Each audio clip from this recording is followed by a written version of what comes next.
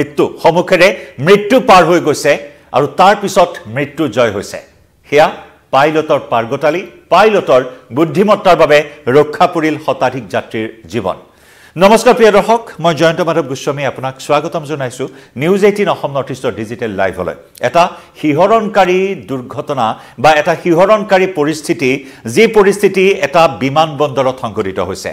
এয়া আপোনালোকে ভিডিও ৱালত দেখিয়ে অনুমান কৰিব পাৰিছে যে এটা ভয়ানক দুৰ্ঘটনা হোৱাৰ পৰা কথম্পি ৰক্ষা পৰিল দুখন বিমানৰ মাজত সংঘৰ্ষ হোৱাৰ পৰা কথম্পি ৰক্ষা পৰিল এটা বিমানবন্দৰ এটা আগশাৰীৰ বিমানবন্দৰত এনেকুৱা এটা অভাৱনীয় কাণ্ড সংঘটিত হ'বলৈ গৈ আছিল বা এটা অবাঞ্ছিত দুৰ্ঘটনা সংঘটিত হ'বলৈ গৈ আছিল কিন্তু ৰাখে হৰি মাৰে কোনে একজন সমুখত নিশ্চিত বিপদ নিশ্চিত মৃত্যু ৰৈ আছিল কিন্তু এই মৃত্যুক জয় কৰিবলৈ সক্ষম হ'ল বিমানৰ পাইলটৰ বুদ্ধিমত্তাৰ বাবে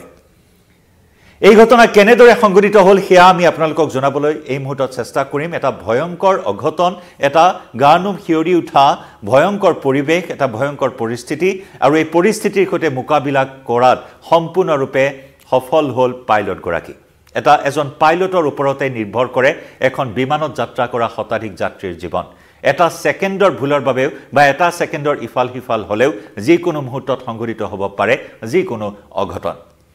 আনহাতে যদি মন কৰা যায় চলিত বৰ্ষত কেইবাটাও বিমান দুৰ্ঘটনাই জুকাৰিছে সমগ্ৰ বিশ্ব আৰু আন এক ভয়ংকৰ বিমান দুৰ্ঘটনাৰ পৰা ৰক্ষা পৰিল দুখনকৈ বিমান আমি প্ৰথমে আপোনালোকক দেখুৱাই লৈছো এই বিমানখন নীলা ৰঙৰ এখন যাত্ৰীবাহী বিমান এই যাত্ৰীবাহী বিমানখন যদিও আপুনি এই মুহূৰ্তত দেখিবলৈ পাইছে ফ্লাই কৰাৰ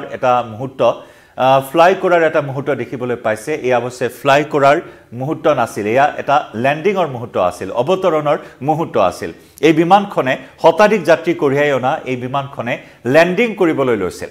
যেতিয়াই ৰানৱেত ল্যান্ডিং কৰিবলৈ লৈছিল বিমানখনে তেতিয়াই সমুখত মৃত্যু যেন পাৰ হৈ গৈছিল অৰ্থাৎ আন এখন জেট বিমান ৰানৱেৰে পাৰ হৈ গৈছিল এই মুহূৰ্তত এই জেট বিমানখন আপোনালোকক দেখুৱাইছো চাওক এই জেট বিমানখন ৰানৱেৰ সন্মুখেৰে অৰ্থাৎ এই বিমানখন ল্যান্ডিং কৰা বিমানখনৰ সন্মুখৰ ৰানৱেৰে পাৰ হৈ যাবলৈ এই মুহূৰ্তত আগবাঢ়ি আহিল আনখন জেট বিমান এখন ব্যক্তিগত জেট বিমান এখন প্ৰাইভেট জেট এই প্ৰাইভেট জেটখনে এনেদৰে ৰানৱেৰে পাৰ হৈ গ'ল তৎ মুহূৰ্ততে আৰু তেতিয়াই কিং কৰ্তব্য বিমূৰ হৈ পৰা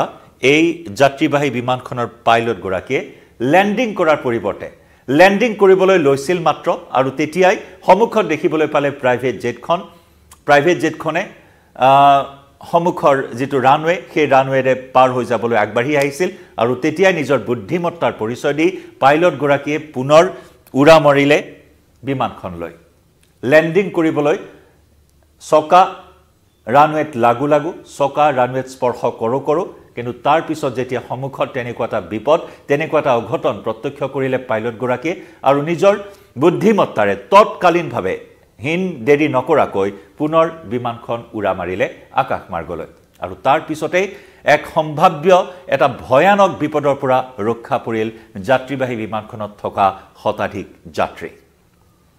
লগতে আমি দেখুৱাইছো আৰু কেইবাখনো আলোকচিত্ৰ এই দুৰ্ঘটনাৰ এয়া চাওক এয়া বিমানখনৰ চকা ৰানৱেত স্পৰ্শ কৰো হৈছে এনেদৰে ল্যান্ডিং কৰিবলৈ লৈছিল এই যাত্ৰীবাহী বিমানখন এই বোয়িং বিমানখন আৰু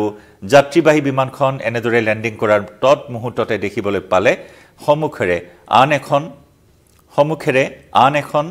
জেট বিমান এয়া দেখুৱাইছো আমি আপোনালোকক এই জেট বিমানখন একেটা ৰানৱেৰে